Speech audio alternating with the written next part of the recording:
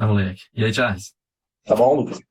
Bom, deixa eu clicar aqui de novo no meu contador. Seja bem-vindo, viu, Charles? Cara, um prazer muito grande ter você aqui com a gente, cara. De verdade. Prazer meu pelo convite. Cara, de verdade, assim, essa é a sexta live, né? E eu acho que é a mais importante, cara. Assim, me perdoe os outros convidados que foram lives excelentes, eu gostei muito. Mas, do ponto de vista de um plantonista, né? De um generalista, um clínico que vai dar plantão, a coisa que mais preocupa é o momento, tipo assim, de decidir pela intubação e o momento da intubação em si.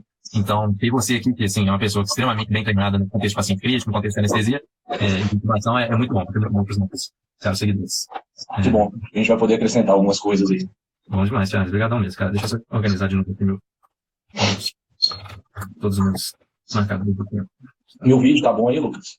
Cara, tá perfeito, tá perfeito. Se você conseguir chegar um pouquinho para trás, ficaria talvez um pouquinho melhor, mas... Tá verdade.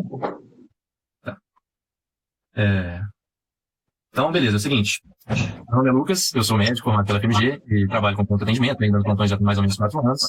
E a intenção dessas lives é trazer para vocês, assim, que pretendem dar plantão, ou se vocês estão na faculdade, precisam dominar esse conhecimento, trazer para vocês dicas práticas mesmo de especialistas sobre as coisas que costumam chegar no plantão, que o generalista tem que saber atender, e ter a dica desses especialistas sobre quais são as condutas mais adequadas, né, que a gente tem que tomar. O Charles, eu conheci ele, eu não lembro, Charles, assim, o Charles estudou na FMG também, eu não lembro se eu já fui monitor de histologia seu, ou se eu estou confundindo, Foi isso mesmo. Exatamente. Aí eu lembro dele desse contexto, mas eu lembro dele de outro também, que é um dos plantões, assim, acho que foi um dos primeiros plantões que você deu, Charles, numa UPA lá em Contagem. E aí eu lembro o seguinte, eu lembro que você tava lá, e aí, assim, você chegou no comecinho do plantão, você, tipo assim, a gente tava conversando, né? Ah, pois é, o FMG, então. Aí você falou assim, cara, eu gosto muito de doente crítico, eu gosto muito de medicina de emergência. Então, se tiver algum caso interessante aí, bora discutir e tal. Aí eu falei assim, pô, cara legal, esse cara é massa. Aí teve um paciente lá, que eu lembro que era assim, chegou um paciente com dispneia, aí você tava assim, suspeitou de TEP, aí eu lembro que você pediu gasometria, aí você pediu pra conversar comigo, eu falei assim, pô, o cara tá fazendo tudo direitinho, esse cara é bom, velho. Aí... Foi isso mesmo, eu tinha pouco tempo lá trabalhando, tinha pouco tempo de formado naquela época. Já causou uma boa impressão. E aí é interessante, porque essa live nós vamos falar exatamente da maior ansiedade, que é às vezes um plantonista que está numa UPA técnica nesse sentido, que é o manejo ali do período pé-intubação, né, intubação em si. Então, acho que deixa eu complementar meu caso aqui, Charles. A gente vai falar sobre isso que você falou, mas com certeza, assim, deixa eu só dar mais uma pitada. E aí é o seguinte, Charles, na verdade, assim, eu acho que o seu áudio talvez esteja dando um pouco de ruído, cara. Tá? De vez em quando tá dando uns arranhados. Eu vou fechar a janela aqui do meu lado. Se te continuar, você me fala, eu troco o fone. Tá, a Marcela tá tentando entrar atrasada? Não, esse cara acabou de começar. Vamos lá, qualquer coisa você fala. Tá, aí recentemente, muito recentemente, acho que uns 2, 3 meses atrás, eu tava indo pro plantão com a Débora, que é uma menina que tá fazendo residência no maternidade, conheceu ela no Center. Aí ela falou, assim, eu tinha publicado aquele vídeo sobre incubação, né, e tal. Aí a Débora comentou, falou assim, não, Lucas, você tem que conhecer, cara, um cara lá do Center, que é... O cara, assim, o cara é tudo ciência, o cara é gente boa, você vai gostar muito dele, não sei o quê. Eu falei assim, não, tudo bem e tal. Pois é, o nome dele é Charles. Eu falei assim, Charles, pô. Então, assim, aí ela foi contar um caso, assim, teve um paciente lá que tinha uma via aérea anatomicamente difícil, que você pegou, você coordenou a intubação, aí você pegou, tava planejando, antes de entrar mesmo no caso, você tava planejando, discutindo com ela, tipo assim, ó, o que eu posso fazer, o que a gente tem de resguardo, né, quais são as nossas opções, e que aí você foi fazendo, assim, foi seguindo o passo a passo, assim, daquele jeito que você tinha planejado mesmo, e fazendo tudo com maior tranquilidade, não sei o quê. Aí você teve até, tipo, umas técnicas, assim, meio fora do comum, pelo menos que o clínico não conhece, você falou que, assim, tentou a intubação e não deu certo, tava bem posicionado já, aí você fez aquela laringoscopia bimanual, né, igual tem comentando lá no meu vídeo, não deu pra ver com segurança ainda, aí você falou assim, cara, aí a Débora comentou comigo, aí, Brodinho, ele fez aquela crico retrógrada. Aí eu, tipo assim, aí ela, não, pois é, ele foi lá, tipo assim, faz uma cricotirostomia, enfia um bugi por dentro da crico, aí depois pega o tubo e passa o tubo, passa ele como se fosse um Celgin, e depois deixa o tubo entubado de novo. Eu falei assim, puta, sagaz. Aí achei muito louco, cara. Aí, assim, confirmou a minha impressão, né, que eu tinha tido ali naquele primeiro plantão, que eu falei assim, pô, esse cara vai ser massa. Agora, eu tenho que tentar chegar nessas expectativas aí agora, com a discussão, né? A responsabilidade aumenta. Adri, manda abraço, cara. Alguma consideração inicial antes da gente começar o bate-papo? Aqui já falou bastante, mas para quem tiver aí que não me conhece, meu nome é Charles, eu sou médico, formado pela FMG, fiz anestesiologia no Hospital Center, né, que o Lucas citou aí. Atualmente eu sou um dos coordenadores da residência de anestésia e trabalho muito com terapia intensiva também atualmente, né? É uma das áreas que eu mais trabalho aí, gosto bastante de terapia intensiva e doente crítico, né? E acho que é isso, o resto já introduziu bastante aí, acho que a gente pode começar a nossa discussão. Show de bola. Então, assim, só comentar sobre o formato da live, né, que assim, é uma conversa que vai acontecer eu fazendo perguntas para o Charles, anestesista, vai ter um momento também que eu vou deixar para as perguntas do público, para que o Charles responda, e tem os momentos das considerações que ele vai fazendo sobre as coisas que a gente vai discutindo, assim, coisas que ele vai lembrando que ele quer acrescentar. E aí a outra coisa também é que, assim, a nossa live é com a intenção educativa, então a gente vai falar sobre condutas médicas, né, vai falar sobre coisas que a gente acha que devem ser feitas com os pacientes, mas não é, a intenção aqui não é direcionar o tratamento de um paciente específico. Então, se você tem algum paciente que está precisando de um tratamento médico, uma coisa tem que procurar um direcionamento específico, né? Exatamente. Charles, então, cara, intubação, né? Assim, eu acho que, como eu falei, assim, é o principal medo, né? Ou o plantonista jovem, ou mesmo o plantonista mais experiente, assim, se é um paciente que precisa intubar, você fica um pouco apreensivo, né? Então, o básico, assim, da intubação, eu acho que é bem explicado por várias fontes. Então, assim, uma das coisas que eu considero, assim, que eu acho que para mim faz muita diferença na minha segurança para intubar, é você pelo menos saber bem, assim, saber quais são os 7 P's da intubação, né? Eu acho que se você simplesmente, o paciente cai ali no seu colo, você fica tentando tirar assim, não, pô, agora tem que fazer o quê, agora tem que fazer o quê, acaba que você perde uma vez. Então, você ter bem estruturado o 7 P's da intubação é uma coisa que vai te ajudar a ter mais tranquilidade, né? Então, basicamente, assim, a gente não vai entrar muito em detalhes de cada um, não, mas basicamente é a pré-oxigenação, né, que a intenção é substituir o ar que a pessoa tem lá dentro do pulmão por oxigênio puro, para dar um tempo maior de tolerância à apneia para o momento da intubação. O segundo P é o P de preparação, né, que é você preparar os materiais, preparar as drogas, preparar tecnicamente alguma coisa que você esteja precisando. Posicionamento, né, que, na verdade, o pré-tratamento poderia ter entrado antes do posicionamento, talvez. Sim. Né? Então, pré-tratamento, né, que você usa alguns medicamentos para inibir, assim, aquelas reações adrenérgicas exacerbadas durante a intubação, com outros fins também. Então, o que mais se usa basicamente é fentanil, lidocaína, depois a gente pode tentar entrar nesse método. Aí o posicionamento, que é uma das coisas mais importantes, que aí tem naquele vídeo que eu tinha compartilhado mais cedo, que é o posicionamento, a posição de Sniffing, né, que depois a gente vai entrar basicamente, mas a intenção do posicionamento é facilitar a sua visibilidade, né, a visão ali da glote, que é o que precisa ter para conseguir fazer uma intubação segura. Aí esse é o quarto P. O quinto P é a paralisia barra indução, que é você usar aqueles medicamentos que vão realmente derrubar o paciente para ele ficar entregue ali, para facilitar a sua laringoscopia, para você conseguir intubar. O sexto P é P em inglês, né, que é placement, que é a colocação de fato do tubo, né? E o sétimo P... Passagem. E o sétimo P, por último, não é o menos importante, o post-intubation care, né, que são os cuidados pós-intubação. Então, isso é uma coisa que eu acho que a gente não precisa ficar tentando explicar todos os pontos, assim, que é uma coisa que existe, essas explicações, assim, com bastante detalhe e tal, disponíveis na internet. O que a gente vai tentar falar aqui são, tipo, as dicas mesmo, macetes, que uma pessoa que já estudou isso pode implementar e tal, para conseguir facilitar a intubação ali na hora H. Correto? Correto, exatamente. Então, assim, você falando dos P's aqui, inclusive a gente tinha pensado nisso, mas me veio aqui na minha cabeça, a gente pode juntar isso num P maior, né, que todos esses P's vão estar englobados, que é o período pré-intubação, né?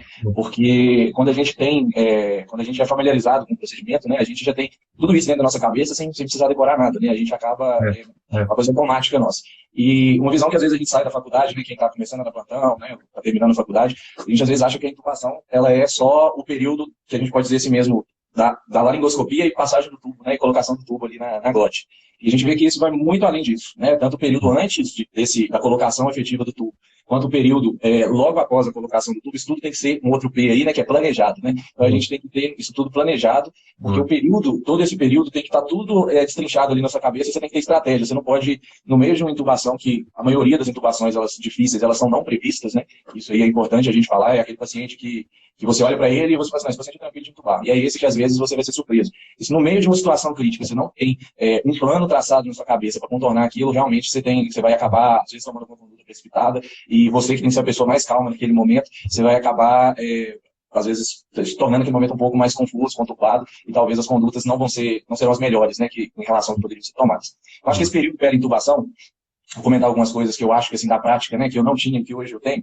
Eu acho que todo plantonista, uma coisa que eu não aprendi na faculdade, você tem que saber mexer no monitor de onde você trabalha. Né, o monitor multiparamétrico ali, que eu vou falar aqui direcionado assim, para o SUS, para a UPA, que é o mais comum, porque nos lugares mais avançados você vai ter no mínimo isso. Na maioria dos lugares você tem só isso. Né? Então a gente tem basicamente ECG, saturação, né, o símbolo de pulso, e uma pressão arterial não invasiva, né, é o que a gente tem.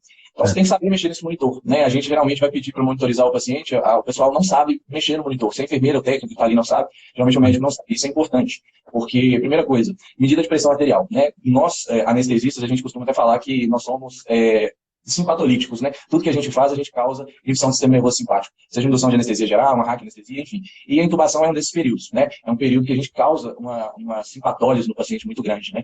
Então, é um período que cursa, assim, às vezes com colapso hemodinâmico associado. Então, é um período que a gente precisa de medida de pressão arterial menos espaçados. Então, todos esses monitores, eles têm ali um tempinho para a gente regular a medida da pressão. Então, uma recomendação que eu faria, inclusive você pode guiar isso até para você ter o tempo na sua cabeça das drogas que você fez, né? Por exemplo, vou fazer 5 minutos aqui da minha indução. Então, minha pressão arterial está medindo de 5 em 5 minutos, eu vou medir um agora, e na próxima medida de pressão já está no tempo das minhas drogas. Então, isso é uma dica interessante. Você não precisa ficar lembrando de chamar a pressão do paciente. Então, deixar uma medida, eu acho que durante o período de intubação, de 2,5, 3 minutos, é o que a gente vê aí de evidência de intervalo para a medida da pressão. Uma outra dica que é muito interessante, que também não sabia até eu fazer anestesia, não sei se alguém já reparou isso, mas é o tom do pulso do oxímetro. O tom do pulso do oxímetro, ele varia conforme a saturação do paciente, né? Aquele pi que vai da onda de pulso, Quando o paciente começa a desaturar, esse tom ele vai ficando progressivamente mais grave, né? Ele vai de um tom muito agudo para um tom mais grave. E a gente, no bloco cirúrgico, a gente treina o nosso ouvido para isso. Então, a gente tem uma ideia da saturação do paciente simplesmente pelo ouvido. Porque, às vezes, geralmente, principalmente no setor de emergência, o monitor está atrás de você, né? Você está entubando e o monitor está aqui atrás, em cima. Você não consegue, às vezes, ficar olhando. Mas, pelo som do oxímetro, você consegue saber a frequência cardíaca do seu paciente sem olhar e também a saturação dele pelo tom do oxímetro. Então, isso é um exercício interessante. E uma coisa que eu faço muito quando eu vou fazer essas intubações, principalmente fora do bloco, porque no bloco nossos monitores já ficam com isso. CTI, setor de urgência, geralmente o pessoal silencia esse tom do oxímetro. Então, você acaba não ouvindo. Então, eu sempre faço isso. É uma estratégia interessante. Você aumenta o volume, pelo menos no período de intubação ali, para você conseguir ter uns olhos aí, uns olhos na nuca, né? Para você conseguir saber mais ou menos onde está. Então, essa é uma dica interessantíssima de monitorização no período. E, além disso, outra coisa que eu estou lembrando aqui, a própria curva do oxímetro. A gente não tem pressão arterial invasiva, mas a própria área sobre a curva ali do oxímetro já te dá uma ideia de como que está a perfusão periférica do seu paciente. Um cenário de pouco recurso, isso é extremamente interessante de ser criado, né? Então, isso aí já é uma dica inicial que você já tem que pensar para começar a manejar ali o monitor da intubação do seu paciente. Então, aprenda a mexer no monitor de onde você trabalha, conheça aí. Boa. É boa, assim, acho que são ótimas dicas, Charles, foi bom. Certamente é uma coisa que, assim, temporalmente, né, a primeira coisa que a gente tem que preocupar é justamente isso que você está falando. Mas pensando do ponto de vista, acho que mais didático, vamos pegar e abordar, assim, o principal ponto, né, que é, assim, recursos para intubação anatomicamente difícil. A gente vai falar sobre a intubação fisiologicamente difícil também, todo esse manejo, intubação, precisa ser feito para garantir uma intubação segura de verdade. Mas vamos falar o que os ouvintes querem ouvir, que é o que a gente faz para garantir uma endoscopia mais bem feita, visibilizar aquela glote, quais recursos que tem, quais dispositivos que a gente pode usar. Então, acho que assim, a primeira coisa que você tem que ter é conhecimento anatômico de via aérea. Isso aí a gente acaba tendo muito na faculdade. Você precisa aplicar isso ao que você está fazendo. Você precisa conhecer os instrumentos básicos, né? Você precisa saber montar um laringo, como colocar uma lâmina de laringo para começar. Você não tem que fazer na hora, olhar seu laringo antes. A via aérea, como eu já antecipei, falando especificamente da via aérea difícil, a gente tem que ter isso em mente que a maioria das via aéreas difíceis, elas não são antecipadas. A gente tem revisões de literatura mostrando isso. Às vezes aquele paciente super obeso, que você bate o olho nele, fala, nossa, esse cara vai ser difícil de intubar. Você coloca esse paciente bem posicionado, geralmente a intubação é muito tranquila.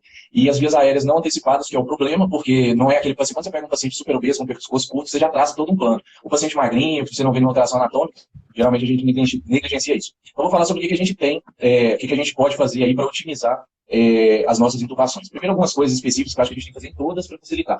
Você falou que é o posicionamento. O posicionamento é extremamente importante, muito negligenciado e feito por várias vezes de maneira errada. Primeiro porque o Lucas tem, né, Lucas, no seu canal lá um vídeo muito bom explicando sobre o posicionamento, mas o posicionamento a gente vê lá na faculdade sobre o alinhamento dos eixos, oral, faríngeo, laríngeo. Isso é uma coisa que a gente não guarda, mas na prática faz toda a diferença. Eu não sei, eu vou fazer um esqueminha com a minha mão aqui, não sei se tá dando para ver bem minha mão. Charles, está dando para ver sim, só que está atrás dos comentários. Então, se você puder levantar assim, mais ou menos para a altura do seu olho, vai ficar melhor. Isso. Assim? Dá? Assim, então, se você imaginar, isso. Então, se você, vou deixar os 3 dedos aqui, se você imaginasse uma intubação, você está intubando pela boca do paciente, né? Você está olhando pela boca e você tem que enxergar a glote. Esses ângulos, eles são todos, eles não são alinhados em condições normais. Os ângulos em condições normais, eles são assim. A gente tem um ângulo da boca, um ângulo de 90 graus, um ângulo laríngeo e um ângulo faríngeo aqui. Quando a gente posiciona o paciente, a gente tem que fazer isso aqui, colocar os 3 ângulos assim, né? Para que você olhe aqui na boca e você enxergue a glote do lado de cá. Como que a gente faz isso? A primeira coisa, a gente reflete... Deixa eu só ajudar assim a sua posição, porque assim, o que você está mostrando é o ângulo da boca, seu dedinho está sendo isso aqui, né? Então, basicamente, você está olhando na boca da pessoa, você está olhando ali a úvula dele e tal, você não está enxergando nada. Tanto que a glote, né, a que tem que entubar, está nessa direção. Você tem que tentar trazer essas coisas para um... Eu vou fazer essas 3 na sua posição, que ficou melhor do jeito que você colocou. Então, eu tenho os 3 ângulos assim, certo? O que eu faço com o meu paciente? Eu vou colocar ele naquela posição do cheirador, que é o sniff position. Como que é essa posição? Você simplesmente imagina alguém te oferecendo alguma coisa para cheirar que você não tem ideia como é que é o cheiro. Como você cheiraria isso? Então eu vou fazer aqui uma demonstração, imaginando essa garrafa de água. Então, se você vai cheirar essa garrafa de água, o que você vai fazer? Você vai fazer esse movimento, né? Você vai fazer um movimento de flexão do pescoço sobre o tronco, fazendo isso, e uma extensão aqui da minha cabeça sobre o pescoço. Então, esse é o movimento de sniff position, né? Então, o que eu faço com esse movimento? Eu alinho esses 3 eixos. Eu junto o eixo faríngeo com laríngeo quando eu flexiono o pescoço, e quando eu estendo a cabeça sobre o pescoço, eu junto o oral com os outros 2. Então, os 3 ângulos ficam assim. Então, é por isso que a gente posiciona o paciente. Esse posicionamento é muito simples. Uma coisa fácil de você enxergar na prática esse posicionamento, colocando o coxinho occipital no paciente, é você ver se o meato acústico do paciente está alinhado com o externo. Quando você coloca essa linha aqui do meato acústico na altura do externo, você consegue, geralmente é um ponto que você tem o alinhamento desses 3 eixos. Se você faz de lado ali na máquina, você consegue fazer isso. Outra dica que dá para a prática... Só para contar uma coisa que é interessante, assim, é tentar lembrar dessas dicas de posicionamento, simplesmente pelo nome delas, né? Falar, tipo assim, é uma extensão da cabeça sobre o pescoço, uma flexão do pescoço sobre o tronco. Você tem que posicionar o coxinho aqui ali. É difícil, cara. Então, assim, eu acho que o jeito mais didático é isso, exatamente o que você fez, que é pensar, né, nessa sniffing position mesmo, né? Que você tem que, pensa que o paciente tem que estar esperando aqui. Exatamente. A coisa que eu até comentei lá naquele vídeo, né? A coisa que me convenceu disso, que eu acho que é de um jeito bem interessante, é fazer o paralelo com o epiglotite, né? Porque assim, Exato. o nenenzinho, a criancinha da epiglotite, a intenção dele é justamente tentar alinhar esses eixos, porque a epiglotite é uma doença que inflama lá a região ao redor da glote, e essa criança está tentando abrir o máximo possível. Então, a natureza está te ensinando qual posição você tem que colocar o paciente, se você quiser aumentar, né? Se você quiser expandir, se você quiser alinhar os eixos da boca e da laringe. Então, isso que acho que vai ser interessante. Exatamente. Uma outra coisa, Lucas, para você chegar nessa posição e para você diminuir complicações, inclusive, associadas ao período de intubação, é intubar o paciente com a cabeceira elevada. Isso é uma coisa que o pessoal não faz. Eu sei que às vezes em UPA, enfermaria é difícil, porque as macas, elas não têm tanta flexibilidade e movimentação igual a gente tem em alguns cenários, mas elevar a cabeceira do paciente em torno de 30 graus, a gente tem trabalho demonstrando isso. Você melhora o alinhamento dos eixos, como a gente falou, fica mais fácil colocar o meato acústico na altura do externo, né, para fazer esse posicionamento, e também você reduz a aspiração de conteúdo gástrico, porque pela gravidade mesmo, né, você deixa o esôfago um pouco mais alto em relação ao estômago, então você tem menos regurgitação de conteúdo gástrico, ainda mais em cenários de obstrução intestinal, que são aumento de pressão intraabdominal grande, ascite. Então, esses pacientes posicionados, eu brinco em tubo o paciente quase sentado. E, às vezes, com esse posicionamento do paciente quase sentado, só de você entrar com o laringo na boca e tirar a língua da frente, você já tem uma exposição de glote muito boa. Então, uma outra dica aí que eu daria para o pessoal para melhorar em termos de posicionamento seria entubar com a cabeceira um pouco mais elevada, ali entre 15 e 30 graus, que é o que a gente tem de evidência. Tá bom? Então, acho que isso aí vale muito a pena. Bom, então, eu acho que dessa parte, basicamente isso. Né? Não sei se você quer citar algumas coisas sobre as drogas, quer que eu passe direto para a gente falar sobre a laringoscopia em si. Cara, droga é uma coisa que acho que as pessoas podem pesquisar a qualquer momento, só abrir um Medscape, um Whitebook, não sei o que, a pessoa já vai conseguir achar as drogas, né? Então, não precisa falar sobre elas agora, não. Vamos falar sobre a laringoscopia. Então vamos para a laringoscopia. A laringoscopia, assim, a gente vê muito residente, tem muita gente que vai no bloco treinar intubação, então a gente vê muito o perfil do pessoal quando está começando a mexer com o laringo, né? Então a primeira coisa, eu tenho um laringo aqui, ele é um pouco diferente do laringo normal, mas dá pra gente entender, tem um cabo. Bom demais, cara. Bom demais. Mas o que acontece? A pessoa, quando ela chega para intubar a primeira vez, eles costumam segurar... Mostra as partes do laringo, mostra as partes só o pessoal explicar, né? Essa lâmina aqui é uma lâmina um pouco diferente, então vocês esqueçam essa parte aqui, a gente pode até comentar dela depois. Mas aqui tem uma lâmina curva, né? Uma lâmina de Macintosh. Eu geralmente uso para adulto, eu gosto de intubar com a lâmina 4, preferência minha, pela minha laringoscopia. O adulto aí a gente pode ir entre 3 e 5 sem problema nenhum, eu gosto muito da 4. E aqui a gente tem o cabo do laringo. Eu uso para montar o laringo, eu tinha muita dificuldade no início, pode parecer bobo, mas a primeira vez que eu peguei um laringo para intubar, a gente vai tentar colocar ele de um jeito, de outro. Vamos colocar a lâmina do laringo, é muito simples, né? A gente deixa a lâmina na vertical junto com o cabo, a gente tem essa parte aqui do cabo onde a lâmina vai encaixar, tá vendo? E aí ela vai encaixar aqui, coloca um do lado do outro e simplesmente é um clique, né? Fazer isso aqui. E aí... O pessoal está pedindo para subir um pouquinho mais. Deu para ver, mas faz isso de novo com um pouquinho mais alto. Então a gente tem a parte que a lâmina vai encaixar aqui, né? Esse ferrinho, e onde o cabo vai encontrar. Então a gente coloca os dois em paralelo e simplesmente encaixa a lâmina aqui e o laringo está montado.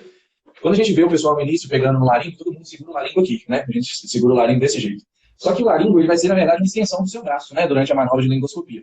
Então, o ideal é você segurar o mais próximo possível da lâmina do laringo, né, como se a lâmina fosse, na hora da intubação, uma extensão do seu braço, né. Então, é isso. O movimento de laringoscopia, conforme a gente vai treinando o movimento, ele vai ficando um movimento cada vez mais suave. A gente vai ver que a gente não precisa de força. No início, a pessoa segura aqui, faz toda a força do mundo, treme a mão. Então, vou explicar isso direitinho, mas o ideal é você segurar a lâmina, até com os dedos, né, mais para frente, conforme você treina, mas o mais próximo possível da lâmina e não do cabo, tá? Porque a lâmina tem que ser a continuação do seu antebraço. Você ter destreza no movimento. O movimento da laringoscopia tem que ser um movimento fino e delicado, né? Então, como que a gente vê o pessoal, além de segurar, na hora de colocar o laringo na boca? Eu já vi que tem dois perfis de pessoas. Tem aquelas pessoas que têm muito medo de colocar o laringo na boca do paciente e começam colocando o laringo aqui na ponta dos incisivos e vão abaixando a língua. Um minuto depois a pessoa não chegou na orofaringe ainda. Então tem esse perfil de intubador inicial, de pessoas que estão praticando a intubação inicialmente. E o outro que a gente vê é aquele muito afobado, que é aquele que coloca o laringo, a lâmina do laringo todo na boca de uma vez e nunca encontra a epiglote, porque ele já passou a epiglote. Ele introduz tanto a lâmina que a lâmina já está. Exato. E aí são esses dois tipos de pessoas. O que a laringoscopia em si, ela tem vários momentos. Na hora que você coloca a lâmina na boca do paciente, a primeira coisa que você tem que fazer é jogar a língua do paciente para a esquerda. Você coloca a ponta da lâmina no final da orofaringe, desloca toda a língua para a esquerda, né? O laringo, ele tem esse sulco, né? Para a gente conseguir apoiar a língua do lado de cá e empurrar ela. O que acontece? Na hora que a gente tira a língua da frente, que a gente colocou o laringo na boca do paciente, você não vai procurar a glote, você vai procurar a epiglote. Primeiro a gente precisa fazer uma coisa que chama epiglotoscopia. A gente tem que encontrar a epiglote do paciente para a gente, posteriormente, colocar a lâmina no lugar correto e, a partir daí, fazer nossa manobra de exposição na glote, né? E uma vez que você encontrou o epiglote, você vai fazer um esqueminha que eu sempre mostro para os residentes que estão começando, é o seguinte. Imaginem aqui na minha mão, que aqui eu tenho a minha língua, tá? A base da língua, aqui a valécula, tá? E aqui a epiglote. certo? Eu vou posicionar para você, eu vou fingir que eu sou o paciente. Pode continuar com a mão, já. Ó, eu sou o paciente de mão. Exatamente. Só que aí ela estaria virada, né? Do contrário, pelo meu vídeo. Boa. Mas eu vou mostrar com o laringo, vai ficar fácil de entender. Tá, eu vi pra cá, ó. Aí dá certo. Mas eu não sei se vai aparecer certinho aí no vídeo, Lucas. Não vai dar pra só o pessoal entender qual Vocês imaginem aqui o Lucas na lateral, que aqui eu tenho a língua dele, passando aqui. Valécula aqui. Ele tá tipo duas com a minha língua, né? A língua tá aqui, ó. Exato. Né? A língua tá fazendo esse movimento aqui, né? Ela tá passando aqui, e aqui é o epiglote. E aqui abaixo eu tenho minha glote. Entre a base da língua e a epiglote, eu tenho uma junção aqui, que é um ligamento, né? Que junta a glote com a língua. E quando eu entro com o meu laringo, agora vai ficar mais fácil vocês visualizarem, eu tô entrando com o meu laringo na língua, e eu vou chegar com ele aqui, ó. A mão tá dando pra ver bem? Então, eu estou aqui na minha valécula. Quando eu chego aqui na valécula, que eu vou começar a minha manobra de laringoscopia, o simples fato de eu tensionar com a ponta do meu laringo esse ligamento que fica aqui na valécula, ele faz isso aqui com a minha epiglote. Simplesmente uma tensão leve aqui, eu consigo levantar a minha epiglote e expor a glote. Então, a primeira dica, uma dica importante é, entrou com o laringo na boca do paciente, procure a epiglote. Porque uma vez que você encontrar a epiglote, sua manobra de laringoscopia vai ficar muito mais tranquila. Não entre afobado procurando diretamente a glote. Encontre a epiglote, olhe para ela, entenda o desenho dela ali, coloque o laringo na valécula, tracione esse ligamento e você vai ver que a epiglote, na maioria das vezes, já vai abrir e mostrar a glote para você. Então, acho que essa é uma dica importante assim, e super simples, né? E a manobra de laringoscopia em si, que isso a gente não pode deixar de falar, que a laringoscopia ela é feita a duas mãos, né? O que a gente vê muito é o pessoal laringoscopando com a mão esquerda e essa mão aqui à direita fica debaixo da cabeça do paciente, fazendo extensão de todo jeito. Então, isso a gente vê muito. Pessoas do paciente fazendo assim. E o pessoal tentando estender mais. Isso não vai melhorar a sua visualização. Se o seu posicionamento estiver correto, não. O que essa outra mão tem que fazer durante a laringoscopia? Ela tem que manipular a laringe do paciente. Isso é uma das coisas assim que a gente mais faz. É difícil você ver um anestesista que não faz essa manipulação laríngea, né? Por que a gente faz isso? Você precisa, a laringe, ela tem várias variáveis no posicionamento em cada paciente. Alguns pacientes têm a laringe um pouco mais interiorizada. Quando a gente vai movimentando ela aqui, a gente encontra a glote. Tem uma manobra, né, que é um nome, que é o burp, né, que é essa manobra, mas eu sempre falo que você não precisa decorar a manobra. Você precisa manipular. Não importa se você vai jogar ela para trás primeiro, para a direita, puxar para cima, não importa. Você precisa movimentar essa laringe e ir olhando para a boca do paciente, fazendo essa movimentação. Então, a intubação é a duas mãos. Quando você encontrar a posição boa da laringe, você estiver visualizando bem a glote, quem estiver te auxiliando, você vai pegar a mão da pessoa, colocar naquele local e vai manter ali até você passar tudo. Então, eu não tinha essa maldade, eu não aprendi isso, né, até eu começar a ter contato. Eu não lembro como que eu aprendi isso, cara, pra falar a verdade. Eu acho que foi lendo no Medscape, cara. Tipo, lendo os artiguinhos que eles têm, que eles vão lá e falam de bimanual laringoscopia. Pois é. A laringoscopia tem isso simplesmente, a laringoscopia é bimanual, né? A outra mão não fica na região occipital do paciente, a outra mão fica lá. Você fica também gastando sua mão segurando o tubo ali à toa, né? Que tá ali não. Você pega o tubo e não. Exatamente. Bom, e aí, uma vez que a gente tem essa visualização da glote, a gente vai passar para a passagem do tubo, que é o que todo mundo acha que é o período da intubação, né? Então, como é que é? É a parte fácil. Se você for pensar, essa é a parte mais tranquila na maioria das vezes, né? A gente tem alguns pacientes que às vezes a gente vai ter algumas dificuldades. Então, o que a gente tem para manipular a via aérea, pensando em alguns cenários um pouco mais complicados? A gente tem fio guia, que é uma coisa que eu acho que vale a pena a gente comentar aqui, principalmente o posicionamento, e principalmente porque a colocação errada do fio guia está associada com muitas lesões, né? É uma das coisas que mais lesa a via aérea. A outra que é uma ferramenta que eu particularmente só conheci na residência também, que é o buge, né? Hoje o buge ele é muito mais difundido aí, né? no meio médico, né? Tem gente que usa buge em todas as intubações, o que é um erro, a gente pode comentar também, mas é um dispositivo assim que quando bem usado, ele salva muito com a via aérea um pouco mais complicada, né?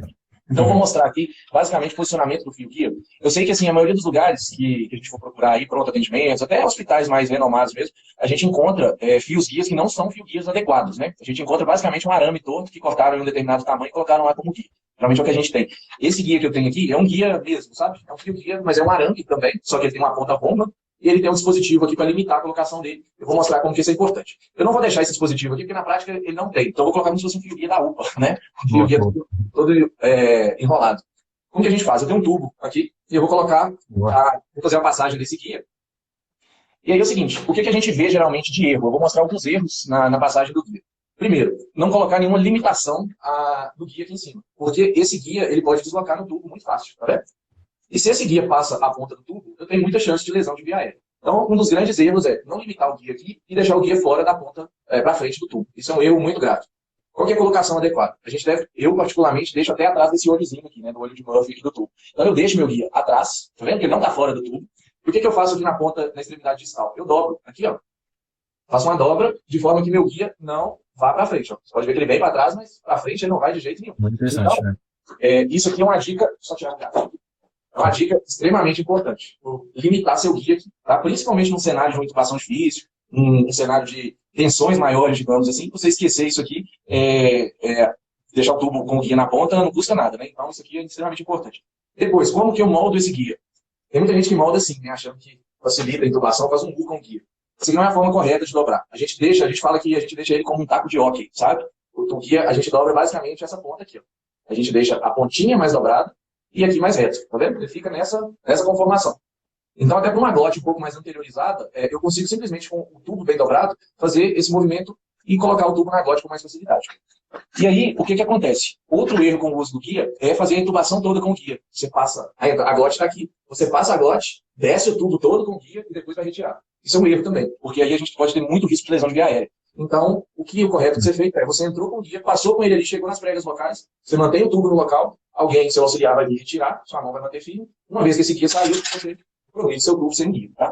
Então, isso seria o correto, né? Em termos Deixa eu só acrescentar uma coisa, Charles, que, assim, eu acho que a maior parte, né, quase todo mundo, eu inclusive, assim, você fica pensando que o momento da intubação vai ser um momento de muita tensão, e que você tá falando agora, pô, você tem que, na hora que passou da glote, você tem que lembrar disso. Cara, o momento da intubação é um momento de crítico, mas que tem que ter calma. E aí você tem que saber também que se você fazer as coisas desesperadamente, sem nem ter tempo de ver se você tá passando na glote ou não, você tá incorrendo em riscos ali, né? Então, você tem a calma de falar assim, peraí, eu quero visibilizar essa glote com cautela, eu sei que eu já pré-oxigenei esse paciente tá com 100% ali a saturação, deixa eu olhar direitinho aqui o que eu tô fazendo, né? Ó, tô vendo que eu tô passando pelas pregas locais. Aí essa aqui é a intubação segura, né? Exato, exatamente. A intubação, eu falo que assim, a gente tem as recomendações, né? Você intubou, você tem que auscultar o epigástrico, auscultar os 2 campos pulmonares. Quando você faz uma boa intubação, você fica tão tranquilo em relação a isso, porque você vê o tubo passando pela glote. Essa é óbvio que, tirando as exceções, né, de via aéreas mais difíceis, que você não consegue visualizar a glote, a maioria das intubações, você vê sob visão a passagem do tubo. Você não tem dúvida que seu paciente está intubado quando você faz uma intubação adequada, né?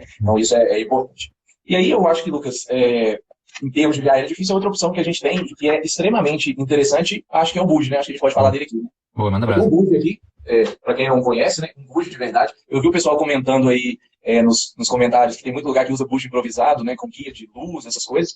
Isso aí, gente, assim, até o fio guia mesmo, aquele improvisado, isso é um risco muito grande, porque se você tem uma lesão de via aérea de um paciente usando esses instrumentos, é praticamente uma coisa indefensável em termos jurídicos, né? Então, assim, a gente tem que tomar muito cuidado com esses dispositivos. Então, esse aqui é um BUD, né? Um BUD mesmo, a gente vê que a pontinha dele aqui é uma pontinha que tem essa dobra, né? Ele é maleável, né? E ele é Só explicar mais ou menos o que é o BUD, o que ele faz, ô Charles? O que é o BUD? Não sei o que é o BUD. O BUD é um fio guia, né, de plástico, ele é um polímero aqui, que eu não sei qual polímero que é, mas ele é um fio guia de plástico.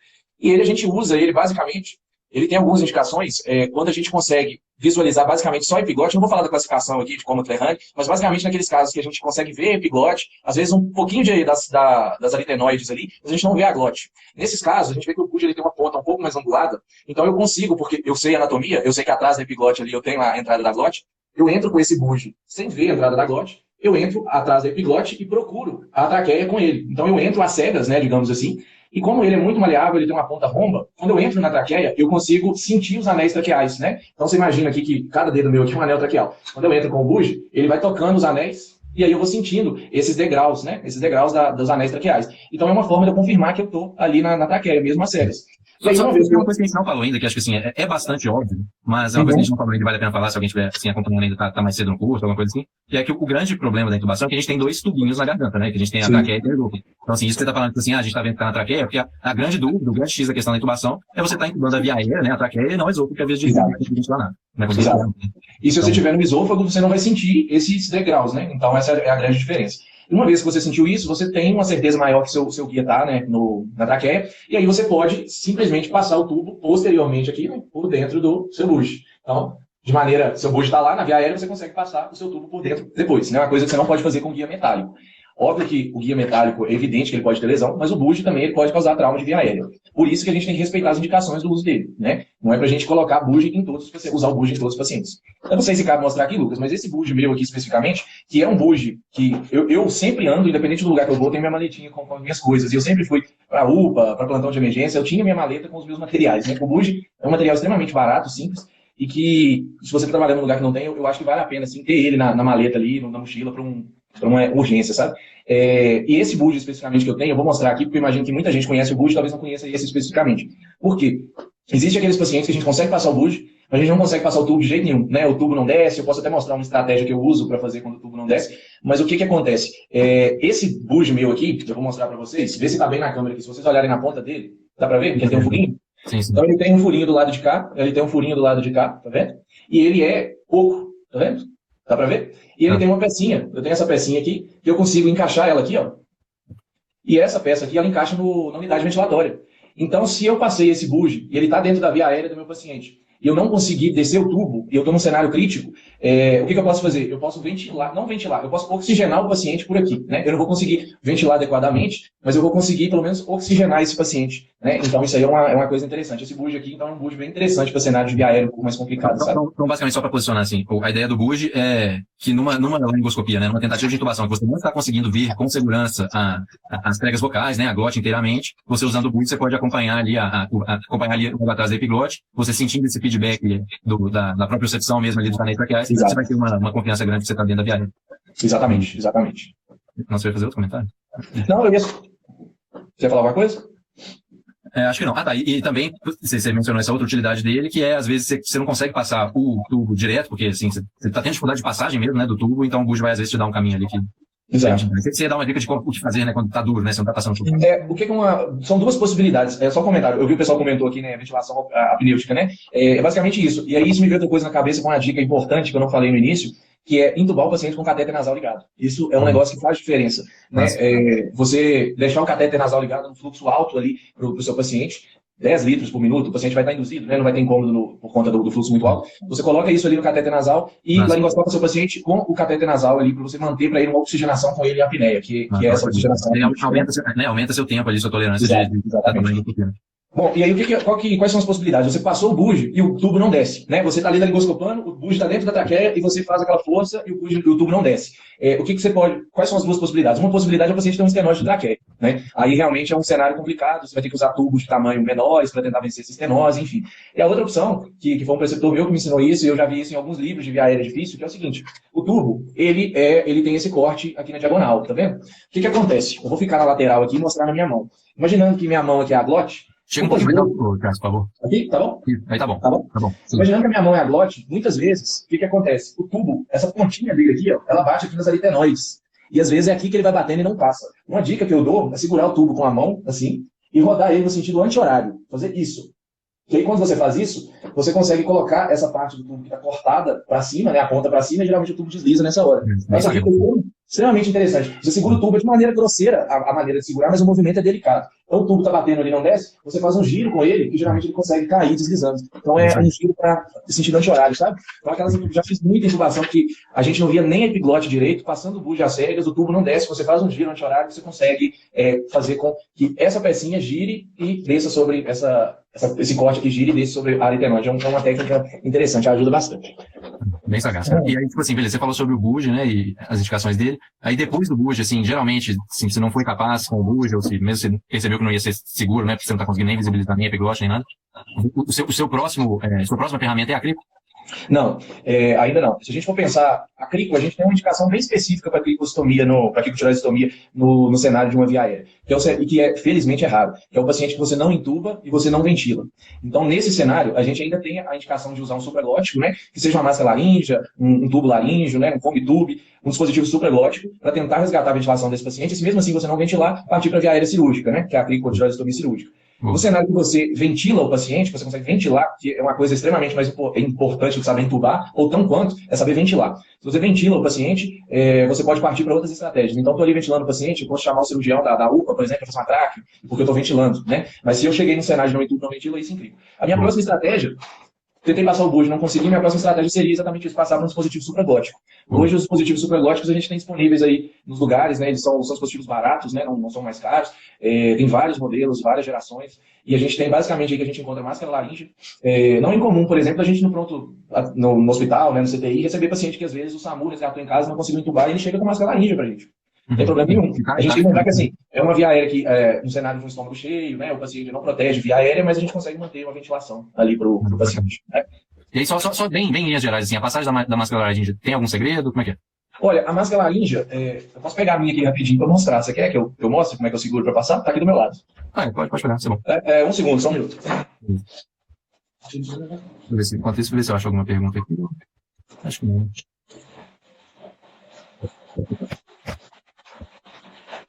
O pessoal tem alguma dúvida, alguma coisa que vocês querem perguntar antes que o Charles volte, deixar aí escrito? Voltei. Então é o seguinte, a máscara laringe, eu tenho um modelo de máscara laringe aqui, tá vendo? Sim. Boa. Então, essa máscara laringe, eu particularmente sempre passo ela da seguinte forma. Eu desinsuflo o balonete completamente, aspiro aqui o cuff dela, até a máscara ficar totalmente murcha, tá? Com essa máscara totalmente murcha, eu passo um pouquinho de lidocaína aqui na região do dorso da máscara, lidocaína gel, né? Para facilitar o deslizar dela. E essa máscara, ela entra, eu seguro ela como se fosse uma caneta, tá vendo? Do jeito que eu tô segurando ela. E para passar ela no paciente, eu coloco o paciente, ele vai ficar num posicionamento com a cabeça mais estendida, abre bem a boca do paciente, coloca a máscara no fundo da orofaringe, assim, e aí você desce ela, como uma caneta. Uma vez que você descer essa máscara, vai chegar um momento que ela vai chegar ali na região da glote e vai se acomodar. Vai ser a hora que você vai sentir uma resistência. Na hora que você sentir essa resistência, você deixa a máscara ali e você vai insuflar a sua máscara a partir daí. O que eu faço? Só para pontuar assim, basicamente, o grande X da questão da máscara laríngea é que ela é grande o suficiente para parar na hora certa, né, basicamente.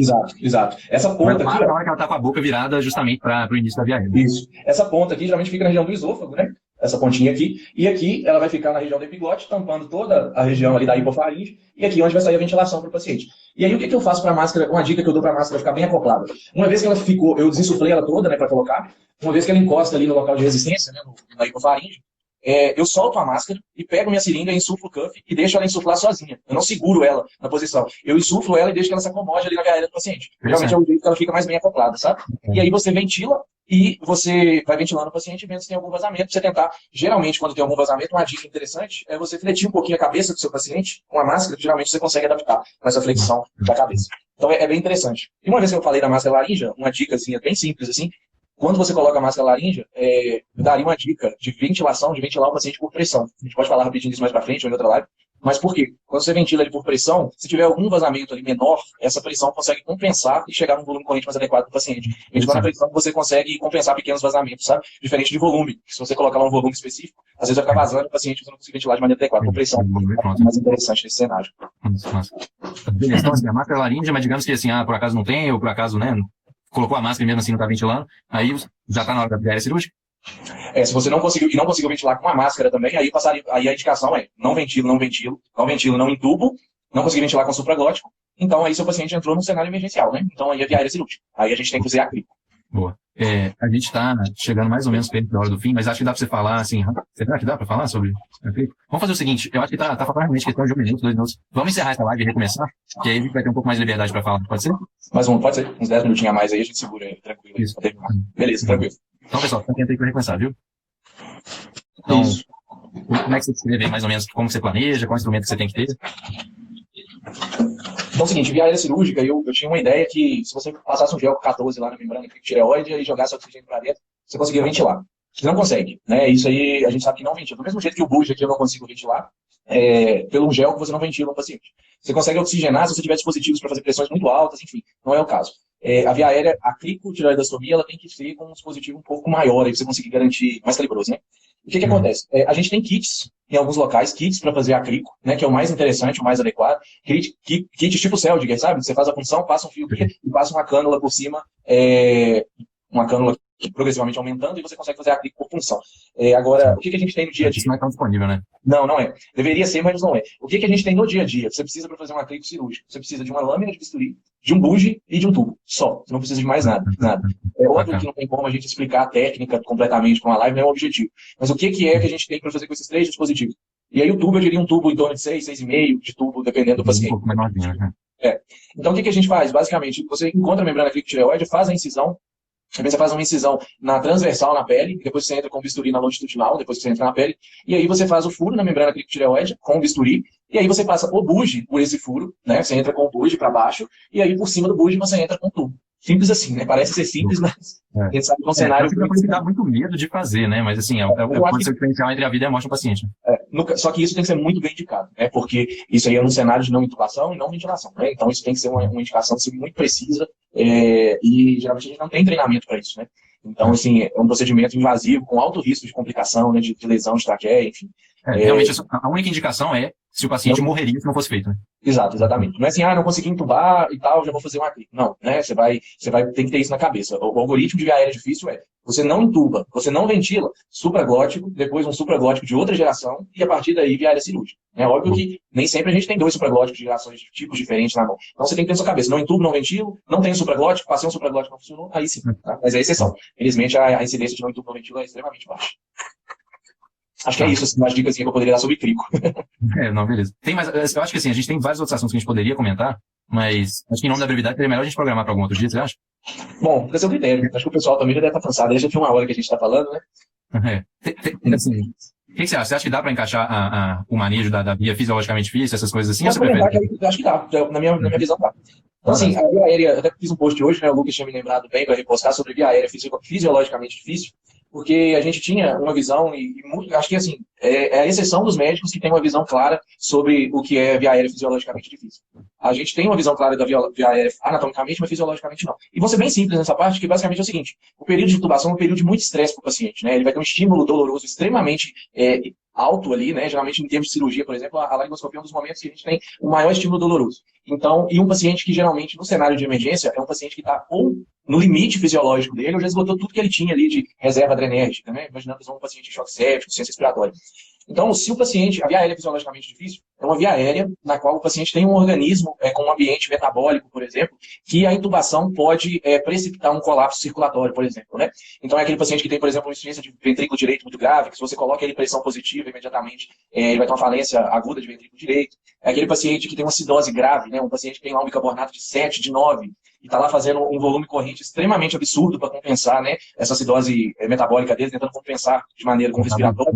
E aí, subitamente, você vai lá, faz as drogas para intubar esse paciente, e você tira todo aquele drive respiratório que estava compensando aquela acidose dele. E você não consegue, logo que você acopla aí no ventilador, por exemplo, fornecer o mesmo volume minuto que ele estava compensando aquela acidose. Né? E a gente não viu, muita gente não pensa. Só para dar uma ideia de números, assim, né? Muitas vezes o paciente está lá respirando com uma frequência respiratória de 30, 40, está respirando ali 1 litro, 2 litros a cada incursão, e você vai intubar e deixar lá com a frequência respiratória de 13 dando 500 ml, né? Exato. Tenta colocar, por exemplo, 40 litros por minuto de volume corrente no respirador de qualquer paciente que você encontrar, você não vai conseguir. Né? A gente não consegue. A gente chega ali 12 litros por minuto no respirador. Então, assim, são pacientes que você precisa, antes de partir para a intubação, corrigir o ambiente metabólico desses pacientes. Então, assim, o caso clássico são os pacientes com acidose metabólica grave. Eu, por exemplo, se eu pego um paciente que eu tenho uma gasometria dele, eu vejo um paciente com bicarbonato de 7, bicarbonato de 9, o que eu faço antes de intubar? Reposição de bicarbonato, não tem nem dúvida. Né? O paciente tem insuficiência respiratória, falência respiratória. Eu reponho bicarbonato rápido, uma reposição mais rápida de bicarbonato, e faço a intubação com o paciente com um ambiente metabólico um pouco melhor. Isso faz muita diferença. Só para marcar o ponto, o problema é que se você não corrigir, a acidose vai piorar mais ainda, e isso vai levar o paciente a um choque irreversível. Isso. E aí é isso, Lucas. A via aérea, a gente tem vários exemplos, eu falo pro pessoal até dar uma olhada lá no post, né? Falência de ventrículo direito, a própria acidose metabólica, que são exemplos claros aí dessa via aérea. E aí eu vou só fazer mais uma pontuação antes da gente ver alguma pergunta, alguma coisa. Uma coisa que eu acho importante, eu esqueci de falar. Em termos de drogas, eu não vou falar das drogas de hipnose, analgesia, que a gente não comentou, mas drogas que você tem que sempre ter à mão, ainda mais falando de via aérea fisiologicamente difícil, é vasopressor. Né? Eu falei no início que nós somos simpatolíticos, né? Então a gente vai causar simpatólise nos nossos pacientes. E se você não tem um vasopressor preparado na mão durante a intubação, se você vai esperar você intubar, você medir a pressão do paciente, para aí você ver que ele está impotente, para você pedir para uma noradrenalina, para você preparar uma noradrenalina, você tem certeza que você vai piorar, ou seu paciente não vai tolerar, dependendo do contexto metabólico dele, ou seu paciente vai ficar impotente por muito tempo.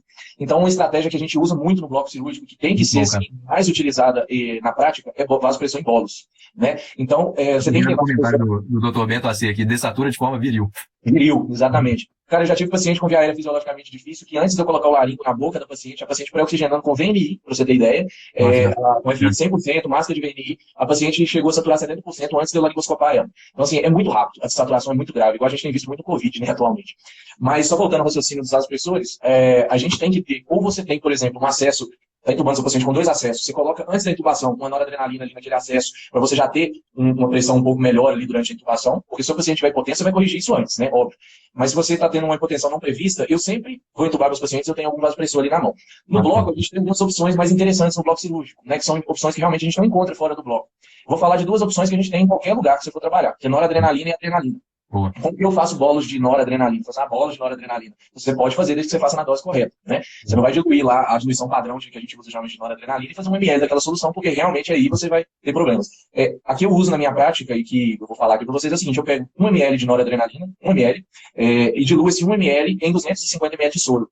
Então eu fico lá com um sorinho de 250 ml, jogo 1 ml de noradrenalina ali dentro.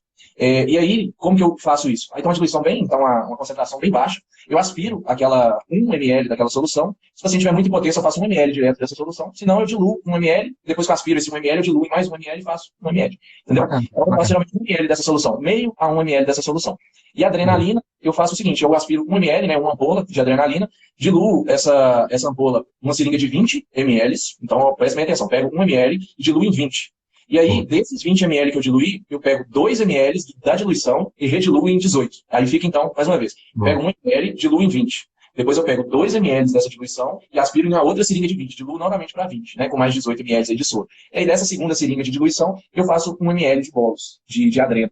Então, assim, é uma dose que você pode fazer, seu paciente não vai fazer taquicardia, ele vai aumentar um pouquinho a frequência, mas não vai ser aquela dose. Ele vai fazer 170, 170 de frequência. Então, é uma dose super segura. A gente tem experiência em usar essas doses no bloco cirúrgico de bola. E se não for eficaz ali, se a pessoa está com medo, nossa, mas é muito pouco. Se não for eficaz, você repete.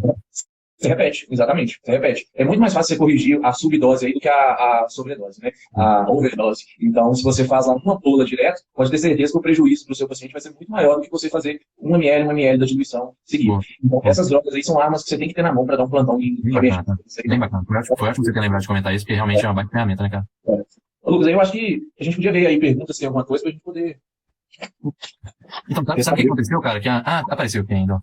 Explica as condições que devemos usar o BUJ, já foi. Deixa eu ver o que mais. Após IOT, tá. Uma pergunta, né, que eu tinha até comentado mais cedo. Mirella LD. Após intubação orotraqueal, o paciente desaturando, avalia o DOPS, né, DOPS, se deslocamento, só reposicionar ou refazer a sequência rápida de intubação?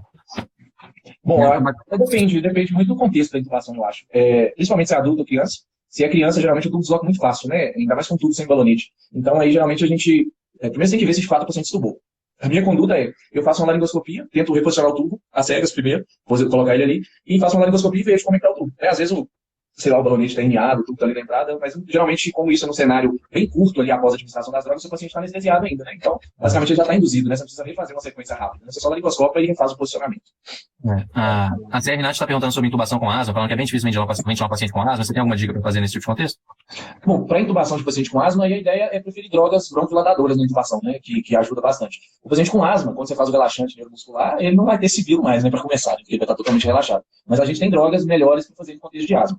Que basicamente ketamina, que é um broncodilatador interessante aí para você utilizar, e associação de lidocaína aí na intubação também é uma opção bem interessante para esses pacientes. Agora, sobre os critérios para ventilar, especificamente para os pacientes, aí eu acho que daria outra live. Boa. Né? Então, assim, de droga para intubação, essas duas.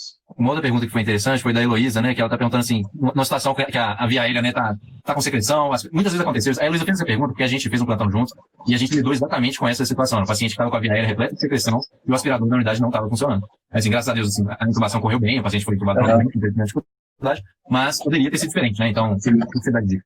Um macete, né? Tem até um macete interessante para fazer isso. Isso acontece muito, eu vou te falar que eu aprendi fazendo pré-hospitalar, no SAMU, com isso. Porque, às vezes o aspirador do hospital falha, mas no pré-hospitalar quase nunca tem.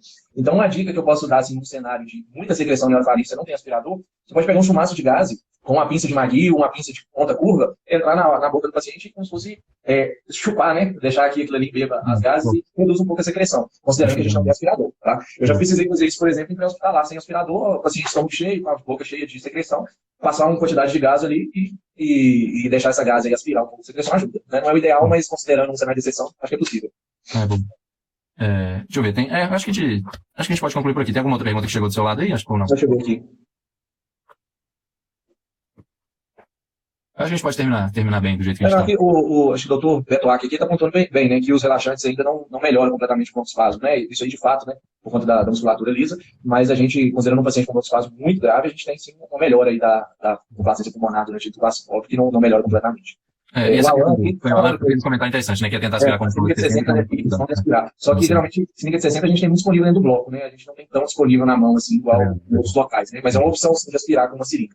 Mas, às vezes, ela não vai estar ali na mão, né? Mas é uma opção também aspirar diretamente com a seringa. Deixa eu só ver se tem mais algum aqui, Lucas. Senão a gente termina aqui. Acho que é isso. Ela perguntou só uma coisa. Ela perguntou a intubação asmática, porque é uma decisão meio difícil, já que ventilar asmática é super complicado, se seria uma via aérea fisiologicamente difícil. A gente não consideraria ela fisiologicamente difícil, a via aérea. A ventilação dele realmente vai ser complicada, mas ela não entra na definição que a gente tem de via aérea fisiologicamente difícil, não. Porque a intubação em si não vai ter tanto tipo de problema, né? Que não é um problema de via aérea difícil ali, é mais um problema da ventilação consequente, né? A ventilação em função do broncoespasmo, né? Do caráter restritivo da doença. Então, acho que vai ser o momento de eu te agradecer, porque, assim, realmente foi muito interessante, cara. Você deu várias dicas muito úteis, cara. Então, assim, Foi muito bom, assim, a sua presença aqui. Eu agradeço você ter disponibilizado um pouco do seu tempo para conversar com a gente. Tem muito assunto ainda pra gente conversar, mas a gente pode tentar planejar aí como é que a gente pode trazer esse Agradecer o pessoal que participou aí da live aí, ativamente. Realmente, eu acho que assim, anestésio é uma especialidade que tem muito a acrescentar no cenário de emergência, né? O pessoal, muita gente não sabe direito, né? O tanto que um anestesista pode ajudar nesses cenários mais críticos, né? Então acho que a gente tem muita coisa para discutir aí, né? E tomara que as dicas aí ajudem alguém aí mais para frente. Show de bola. Charles, muito obrigado mesmo. Audiência, obrigado por ter acompanhado a gente. E a gente se vê depois. Valeu. Até mais, Lucas. Boa noite, pessoal. Falou. Opa, cliquei.